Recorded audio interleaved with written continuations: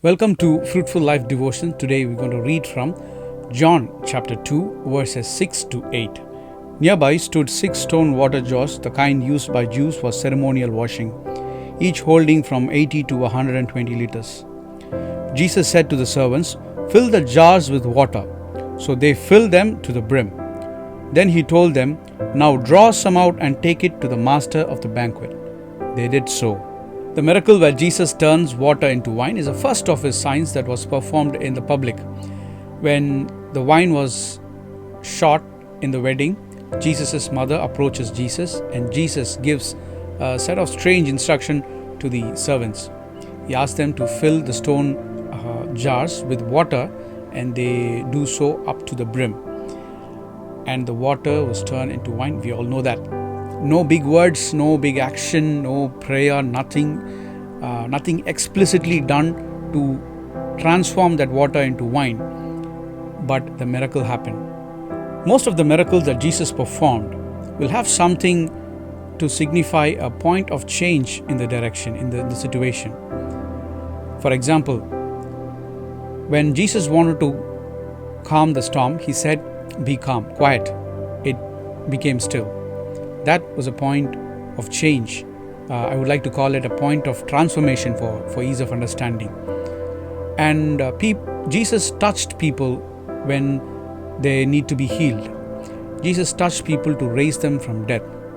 And that was a point of transformation, point of change where people's lives were changed. And when people touched Jesus, they were healed.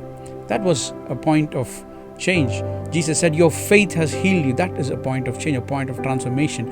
But in this miracle, the point of transformation is not explicit. We don't see Jesus commanding the water to turn into wine. We don't see Jesus praying over it. We don't read anything like Jesus giving thanks to the Father. No big words, no big prayer, no big act. But the miracle happened.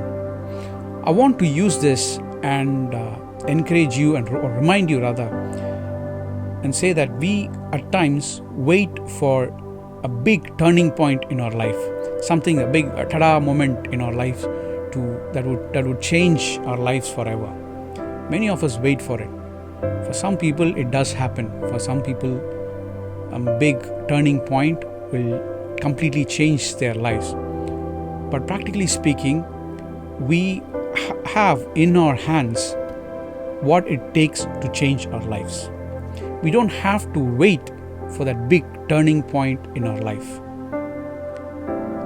In this miracle, though the point of transformation is not explicit, there is a strong lesson weaved underneath it. Obedience. Yes, the servants obeyed what Jesus said. Jesus obeyed what his mother said. And obedience led to a miracle that changed people's life forever. It even changed the life of Jesus forever. Changed the lives of his disciples. A lot of lives were changed that day. Obedience changes lives. Yes, obedience is an overpreached topic, rightly so, because it is key and central to Christian living. In the Bible, we read about obedience consistently. Even in the Old Testament, obedience is directly tied to a life filled with blessing. In Deuteronomy chapter 28, we can see a list of blessings if we obey the voice of the Lord. The blessings that will come upon us and overtake us if we obey the voice of the Lord.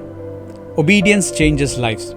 In the same chapter, in verse 10, we read that the servants took the new wine to the master of the banquet, and he says, "You have saved the best till now." Because the wine he had just now tasted better than before.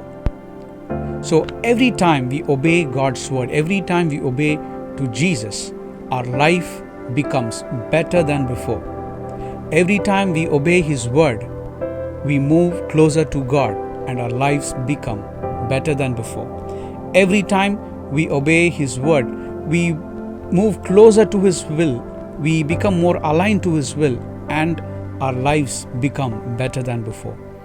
Every time we choose the ways of the Lord, our lives become better than before. Obedience transforms our lives into something better than before. May the Lord help us to obey His word.